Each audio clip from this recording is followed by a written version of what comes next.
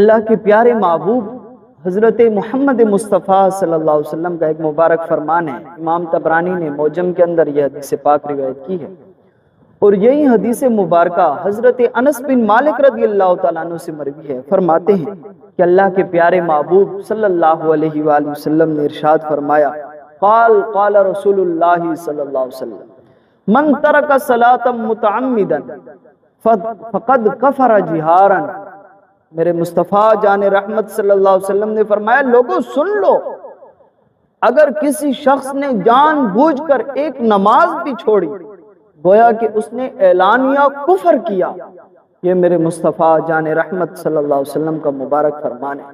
لوگوں ہمیشہ یاد رکھنا، اگر ایک نماز بھی جان بوجھ کر چھوڑو گے تو یہ میرے مصطفیٰ کریم صلی اللہ علیہ وسلم کا مبارک فرمان یاد رکھنا۔